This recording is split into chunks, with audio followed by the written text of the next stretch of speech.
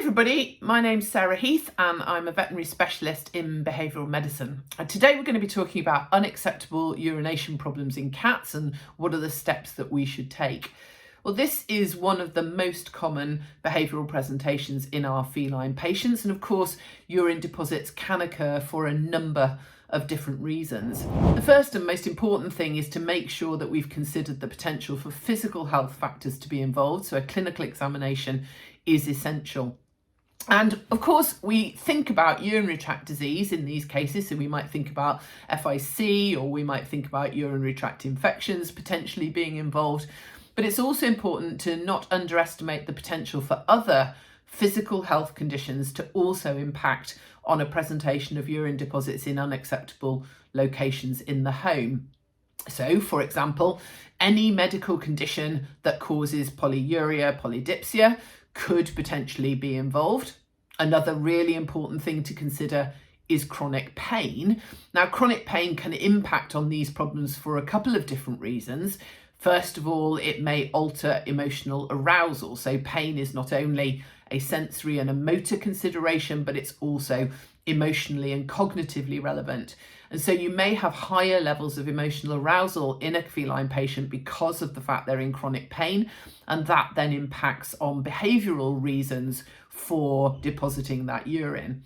And of course, we may also have mobility issues, and perhaps the most common thing we think about is mobility affecting access, so not being able to get to the litter facilities that are provided.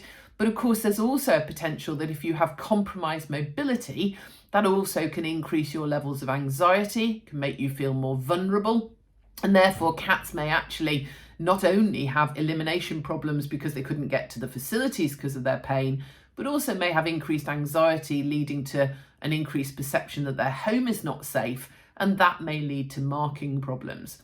So chronic pain is incredibly important in all cases of unacceptable urine deposits. Also, when we use the term unacceptable, it's important to think that that is determined by the caregiver, by the human.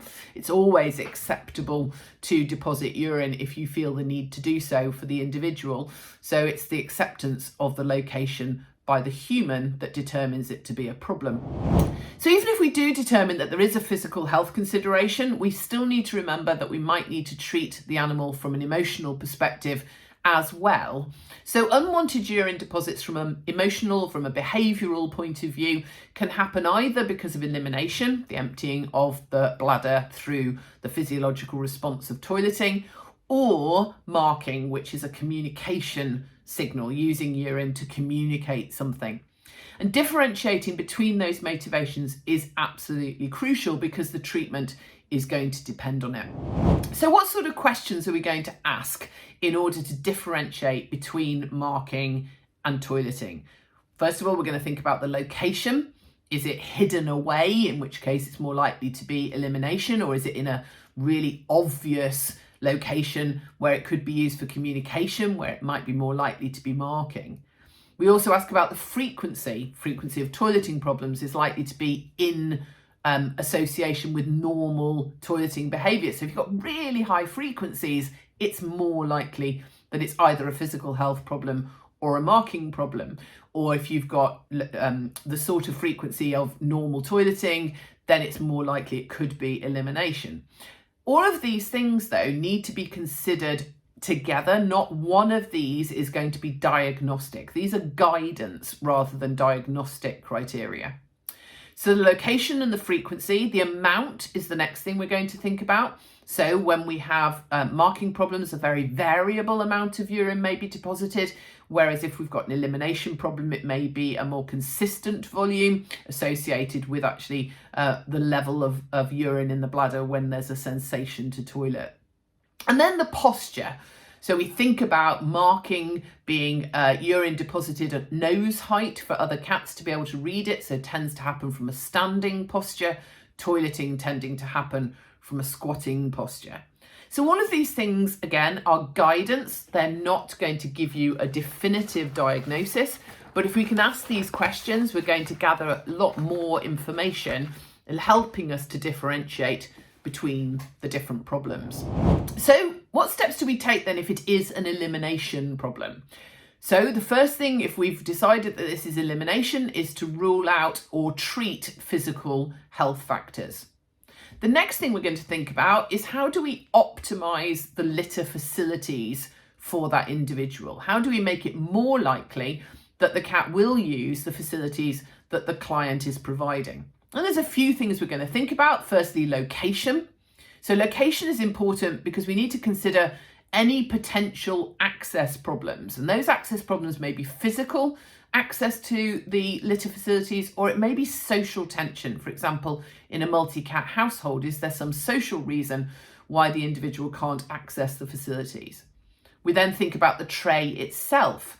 So we need to consider species-specific requirements for the tray, but also individual variation. So often get asked whether a covered tray or an open tray is better. It really depends on the individual cat, and it depends on their perception of threat. We then think about the litter, the type of litter. Again, there'll be individual preference, but we need to think about the depth of that litter. Can they dig a significant hole to deposit feces in, for example, so that they can cover it sufficiently to remove the scent and therefore make them feel safe? So the type of litter, the depth of the litter. And then, of course, the cleaning regime. Is this a litter facility that any self-respecting cat would use in terms of hygiene? Because cats go to different new locations to toilet in order to not disturb old deposits. So of course, if the litter tray is not cleaned adequately, it's likely they won't use it. Moving on to marking. When we have a diagnosis of marking, then again, we must consider those physical health issues. That's absolutely essential. But we also need to think about considering emotional factors, because marking is likely to be happening because of some loss of a perception that the home is safe. Marking is a communication tool. It's used to communicate not only to other cats, but also to themselves in order to increase that perception of being safe. So when we think about emotional factors, it may be that the cat has an emotional illness. If you have an anxiety disorder, you have a false perception of not being safe. And there may be legitimate reasons from a feline perspective why the house doesn't feel safe. So, for example, is there a potential for an internal threat within the household? Have we changed the location, moved house? Have we changed the social environment by adding other cats?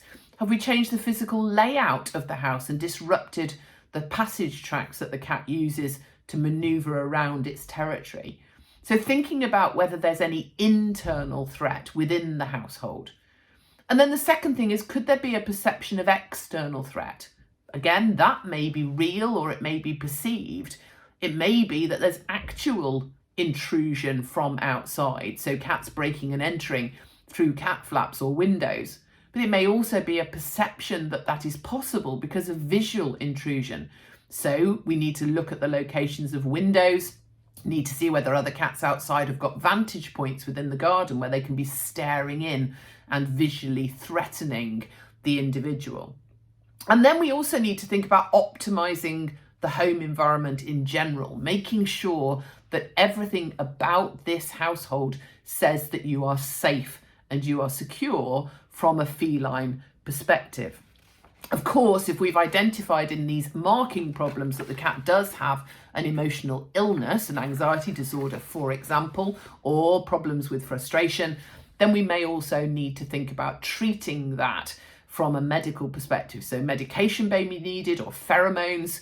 Pheromones particularly useful for marking problems in increasing that sense of security by using things like the facial pheromone analogue of Feliway Classic, but also the new product Feliway Optimum, of course, extremely useful for increasing that perception of personal safety and physical safety, and thereby helping to reduce the need to use marking behaviour within the home. And then finally, I just want to say that in all cases, whether it's elimination or whether it's marking, it's always important to optimise the feline environment according to the feline environmental needs as defined by ISFM and AAFP.